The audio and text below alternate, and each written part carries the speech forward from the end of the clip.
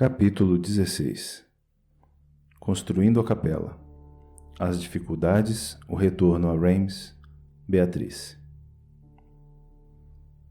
A capela projetada por Thomas começou a se erguer do solo em poucas semanas. A alegria e a satisfação provindas do trabalho foram tomando espaço no coração de todos aqueles obreiros, substituindo o pesar e a amargura que traziam por terem abandonado seus antigos alojamentos. São tempos muito difíceis, uma grande oportunidade de trabalho como essa jamais pode ser desperdiçada. Thomas é um competente mestre arquiteto, um excelente negociador. Ao final das obras, a capela estará entre as mais belas já construídas. A própria corporação, reconhecendo a excelência do trabalho realizado, regularizará o novo alojamento de pedreiros.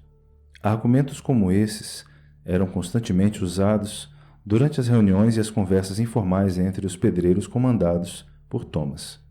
Serviam de paliativo para a dor, a tristeza e a incerteza que tomavam conta dos corações daqueles pedreiros que largaram seus antigos alojamentos. Os trabalhos de fundação terminaram até antes do previsto, pois os pedreiros de Thomas tiveram a decisiva ajuda dos serviçais de George Luke no transporte das pedras, da areia e da água clara e gélida do rio que cortava a propriedade do rico senhor feudal. Thomas contava com um bom número de aprendizes para a difícil missão de desbaste das pedras brutas que as transformava em pedras polidas. No entanto, assim que se iniciou a locação das pedras polidas nas primeiras fiadas, logo acima dos alicerces, os problemas começaram a aparecer. Companheiros mais experientes entreolhavam-se ao receberem ordens de Thomas que, por suas incoerências, começaram a demonstrar que o jovem mestre carecia de certos conhecimentos básicos sobre o uso adequado do nível e do prumo, do esquadro e do compasso. Por não ter consciência de sua própria ignorância e por sua peculiar altivez desprovida de qualquer resquício de humildade, um somatório de situações desagradáveis e constrangedoras começou a gerar um clima de insegurança e de insatisfação entre os obreiros. 3 dos mais experientes companheiros chegaram a procurar Thomas para conversar amigável e respeitosamente sobre a possibilidade de serem revistos alguns cálculos da estrutura das paredes que começavam a ser erguidas. Jamais poderiam imaginar a reação de Thomas naquele começo de noite, com uma lua cheia subindo mansamente no horizonte. Transtornado, Thomas foi estúpido e grosseiro com seus irmãos de ofício, desacatando-os, humilhando-os. Não chegou sequer a ouvir tudo o que tinham para falar-lhe sobre a revisão dos cálculos. Assintosamente subestimou suas inteligências. Fez questão de frisar que, apesar de serem irmãos, suas presenças não eram imprescindíveis naquela obra. Ainda lhes disse que, se quisessem ali continuar trabalhando, jamais deveriam colocar em dúvida sua capacidade como mestre arquiteto. As circunstâncias e a consciência costumam nortear as decisões dos homens. Apesar do descontentamento que progressivamente vinha se disseminando entre todos aqueles obreiros, estava em jogo um salário que jamais teriam outra oportunidade de conquistá-lo. Quase diariamente, aconteciam fatos que expunham a incapacidade de Thomas sobre os segredos e os mistérios de erguer paredes, de calcular vãos e de alinhar colunas. Sentindo-se acuado pela velocidade com que o tempo passava e pressionado pelas constantes cobranças de George Luke, Thomas usava de todos os recursos possíveis para acelerar as obras. As paredes e os arcobotantes já estavam suficientemente altos para começarem a sustentar a nave da capela, depois de quase 10 meses de ininterrupto trabalho. Nesse período, Thomas voltou várias vezes a Reims. Normalmente ia aos sábados para rever seus amigos na feirinha. Nunca teve coragem de procurar por Elion. Thomas, ao reencontrar experientes companheiros, aproveitava para aconselhar-se sobre cálculos, sobre o uso adequado de materiais, sobre proporção dos ingredientes da argamassa. Explicava que, em razão de sua distinta vocação ter aflorado tão precocemente, pouco se dedicou aos mistérios e aos segredos da estruturação de uma obra, pois seu trabalho como escultor absorvia-lhe todo o tempo. Em uma de suas visitas à catedral para orar e certamente matar as saudades, deparou-se com a alteração realizada no labirinto a pedido de um dos bispos de Paris. Nos encontros com Gustave, sempre indagava se ele tinha conseguido um escultor à altura para substituí-lo. O jovem padre, com um tom de ironia, respondia que não existia escultor tão ágil e competente como ele, mas que, em compensação, os novos que lá estavam trabalhando eram muito mais respeitosos, educados, humildes, discretos e tolerantes. Sempre que tinha oportunidade, Thomas visitava Itzhak, Aldebert, Bernhard, Anuar, Heidrun e Zohad. Frequentemente emprestava dinheiro de Zohad, sob juros, para poder gastá-lo na casa de Madame Albertine. Ele gostava de provocar Petit, fazendo-lhe perguntas sobre a profissão de construtor e, para sua surpresa, as respostas do menino sempre eram justas e perfeitas. Comumente, Thomas encontrava-se com os integrantes da Ordem dos Cavaleiros Templários, que faziam de Reims parada obrigatória em suas viagens pelo norte do país. Era uma oportunidade ímpar para ele conversar em sua língua natal, já que boa parte daqueles cavaleiros dominava inúmeros dialetos. Naquele sábado, Thomas pôde assistir ao treinamento de um jovem cavaleiro recém-ingresso à Ordem. Portando sua pesada espada com a mão esquerda e um longo punhal na mão direita, tentava distrair seu oponente, fazendo-o levantar ao máximo o braço esquerdo.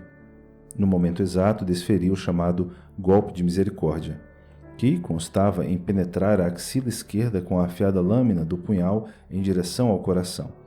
Bem executado, esse golpe causava morte imediata ao oponente, praticamente sem sofrimento. "Venha, Thomas, tente realizar esse golpe", convidou um dos cavaleiros, que completou. "Talvez um dia ele possa ser-lhe útil." "Obrigado, meus amigos. Para quem carrega nas mãos um maço e um cinzel, não há espaço para uma espada e um punhal." "Você tem razão, dedicado pedreiro", responderam os templários.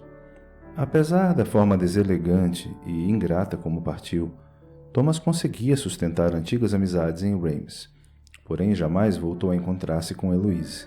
Nos últimos meses, vinha tentando aproximar-se de Beatrice, mas difícil era encontrá-la sem a companhia do padre Gustav, que usava das mais diferentes artimanhas para dificultar um encontro entre os dois. Thomas ficava a observá-los de longe e se intrigava com a proximidade dos dois e não entendia o que tanto tinham para conversar. Além disso, vez por outra, flagrava as mãos do padre tocando o lindo rosto de Beatriz, ou afagando seus longos cabelos. Que razões justificariam aquele comportamento do padre? Pois não era irmão e muito menos pai de tão bela mocinha. Por que tanto protegê-la?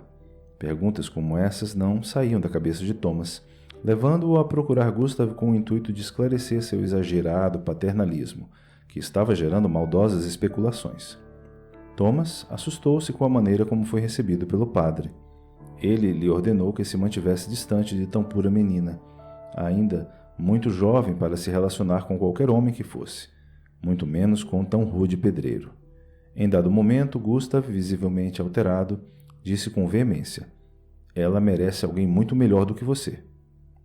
"Ora, padre, agora eu sou um mestre arquiteto, chefio todo um grupo de obreiros e ganho o que nenhum outro livre trabalhador imaginaria receber em toda esta região." "Deixe de ser tolo. O que Beatrice mais deseja em sua vida, você jamais terá condições de lhe oferecer." "O que seria?" "Amor verdadeiro e puro. Beatrice tem inúmeros pretendentes que já procuraram seus pais, mas em respeito à própria filha, recusaram dotes muito maiores do que você poderia oferecer-lhe. Beatrice não é uma menina qualquer. Ela é carinhosa e paciente com as crianças, é talentosa com a música, é estudiosa e guarda dentro de seu coração um grande amor que deverá ser ofertado no momento certo a quem realmente o mereça." "Você não acha que está indo longe demais, Gustav?" "Volto a repetir, afaste-se de Beatrice." Mesmo assim, Thomas insistia nessa aproximação, criando situações, forçando encontros aparentemente casuais, mas o máximo que conseguia eram trocas de olhares suficientes para acelerar as batidas de seu coração. A extrema atenção e proteção que Gustav dispensava a Beatrice não só chamou a atenção de Thomas, mas também de seus superiores que, providencialmente, resolveram encaminhar o jovem padre a Paris e a Chartres, para que de lá trouxesse mais conhecimentos e inspiração para abrilhantar ainda mais os trabalhos de decoração da catedral. Gustav teve que partir, deixando sua indefesa Beatrice. Thomas começou a visitar a cidade mais a miúde. Meiga e delicada, Beatrice parecia ser fruto de um lindo conto de fadas. Adorava as flores, os córregos, as cachoeiras. Gostava de se embrenhar nas matas para ouvir o canto dos pássaros, fonte inspiradora das melodiosas canções tiradas de seu saltério de 13 cordas. Seu talento musical era reconhecido por toda a região, sendo comum apresentar-se em reuniões familiares, em festejos, em dias de santos. Para essas datas especiais, Beatriz costumava trajar um longo vestido branco. Ele era transpassado ao nível da cintura por uma larga fita. Dessa fita saíam 12 cordões que circundavam seu corpo em direção aos seus pés. Esses cordões mantinham-se esticados por terem em sua extremidade inferior uma pequena concha ou caramujo marinho. Também portava uma tiara ornamentada com conchinhas do mar que, para Beatrice, representavam todas as pedras preciosas que jamais poderia possuir. Eram inúmeras, multicoloridas e de todas as formas, graciosamente amarradas a um cordel de fibras secas trançadas. Essas fibras, primeiramente, circundavam sua cabeça na altura da fronte e depois soltavam-se seguindo o comprimento de seus ondulados cabelos negros até a sua cintura. Quem a visse assim trajada teria certeza de estar perante a pureza materializada em corpo de mulher. Beatriz mantinha centenas de conchinhas marinhas, presentes de mercadores e de viajantes, guardadas em uma delicada caixinha de madeira, como se fossem valiosos diamantes. Aos 13 anos de idade, a bela menina tinha muitos sonhos a realizar, e um deles era conhecer o mar. As letras de suas canções, com rimas simples, eram sempre inspiradas em seus próprios sonhos e desejos. Em uma das mais conhecidas, Beatrice se descrevia em seu primeiro contato com o mar. Ela enfrentava as ondas com passos tímidos, trajando um longo vestido branco, até que as águas atingissem sua cintura. Naquele momento, molhava o rosto e em seguida levantava os braços em direção ao céu, agradecendo ao Criador por tanta felicidade. O refrão da doce canção continha dezenas de crianças nas areias da praia, acenando-lhe sem parar, pedindo-lhe para voltar. Beatrice tinha inegavelmente a vocação para um grande e verdadeiro amor. Mas seu coração de menina em corpo de mulher era o palco de contínuos embates entre suas virtudes e suas paixões. Ficava confusa com as coisas que o padre Gustav vinha lhe falando. Tentava refutá-las, mas o padre era calmo, insistente e persuasivo, e por sua vez Beatrice muito o admirava. Beatrice tinha um grande amor a oferecer e precisava achar a pessoa certa. Aproveitou aqueles dias em que Gustav se ausentara de Reims para refletir e tentar decifrar seus sentimentos. Em um final de tarde, com o rosto coberto de suor e de pó de pedra, Thomas meteu a cabeça em um tonel de água, permanecendo assim alguns inacreditáveis minutos, pondo em prática a capacidade que trazia desde os tempos da infância no norte da Inglaterra. Quem estava por perto permanecia estático, observando por quanto tempo Thomas suportaria a ausência de ar nos pulmões. Naquele dia, pela segunda vez em sua vida, em condições muito parecidas, ao retirar sua cabeça d'água, deparou-se com o sorriso inebriante de Beatrice, que dessa vez não saiu correndo. A menina não parava de sorrir, tentando retribuir o que pensava ser um espontâneo sorriso de Thomas, que fixava o olhar em sua direção.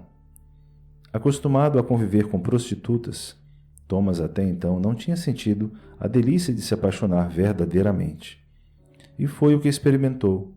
Um amor arrebatador envolveu os dois jovens, fazendo surgir em Thomas a inusitada e precipitada decisão, como todas as que tomou em sua vida, de desposá-la. Teria que resolver isso em menos de 2 meses, antes da volta de Gustav. Apresentou-se à família de Beatrice, teceu elogiosos comentários às suas próprias qualidades e ressaltou a sorte da jovem em ter encontrado um homem honrado, trabalhador e próspero como ele. Mas o mais importante de tudo era que, ao desposá-lo, ela se tornaria livre. Sua condição de camponesa servil se tornaria apenas uma lembrança de seu passado. Thomas alvoroçou a vida daquela família, feito um tornado. Em poucos dias mudou tudo o que aqueles humildes serviçais pensavam sobre trabalho, riqueza, liberdade, destino. O jovem pedreiro os encantou com suas histórias, sua vida em Newcastle, sua habilidade como escultor e principalmente com sua nova condição de respeitável mestre arquiteto. Nunca viram Beatrice tão feliz. As poucas semanas que precederam o casamento daqueles jovens, profundamente enamorados, foi tudo o que de melhor já tinham vivido até então. Beatrice e seus ancestrais trabalhavam há mais de 200 anos nas terras do atual conde Jean-Louis M, onde há alguns séculos produziam-se excelentes vinhos conhecidos e apreciados por grande parte da nobreza franca, saxã, normanda e inglesa. Isso proporcionava à família do conde uma ininterrupta capacidade de enriquecimento através dos tempos. A propriedade da terra era a base de sustentação do poder secular. Ser proprietário de terras significava ter sob seu poder tudo o que nelas existisse, incluindo aí seres humanos. Sob essa imutável condição, a família de Beatrice estava fixa àquelas terras há pelo menos 2 séculos, sem quaisquer perspectivas de mudança. O pai de Beatrice, Jerome, era o responsável pelo plantio de toda a propriedade, incluindo a horta, que supria a principal despensa do castelo, destinada a fartar a família do conde. O experiente agricultor conhecia todos os segredos e os mistérios da fertilidade da terra. Já há algum tempo abandonara os velhos arados de madeira endurecida ao fogo que se desgastavam rapidamente. Dizia aos seus auxiliares que arados como aqueles só arranhavam a terra, nunca a fendiam como deveria ser. Jerome foi o primeiro a usar as novas charruas de relhas assimétricas, genialmente fixadas sobre rodas e atreladas a cavalos ou bois. Com essa excepcional inovação, houve uma verdadeira revolução na capacidade de produção dos campos. Mas isso não era tudo. Jerome inovou ao realizar lavragens alternando grandes extensões de terra. Depois que adotou o método de semear 2 faixas de terra e deixar uma em descanso, sob afolhamento, a produtividade das uvas aumentou, assim como a qualidade dos vinhos. Cristão, mantinha de forma oculta crenças e tradições celtas de respeito à natureza e, sobretudo, às florestas. Isso, aliado a seus conhecimentos sobre a terra, fazia-o postar-se contra o método extensivo de cultivo, de desmatamentos e de queimadas. Jerome acreditava na eternidade através do constante ciclo da vida em todos os planos.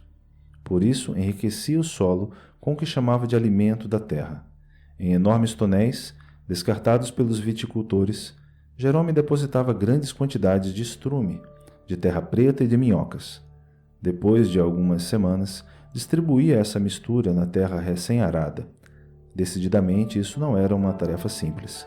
Tinha, logicamente, os segredos que Jerome sabia muito bem manter longe de curiosos, em prol do seu reconhecimento profissional e do sustento de sua família. Por exemplo, os estercos não provinham principalmente do gado, pois raros e pequenos eram os rebanhos bovinos por toda aquela região. Os principais fornecedores de tão rica matéria-prima eram os carneiros, os porcos e as cabras. Havia ainda adubos especiais, usados para o plantio de frutas, de legumes e de hortaliças, que fariam parte da mesa de seus patrões. O melhor deles era feito a partir de esterco de pombas.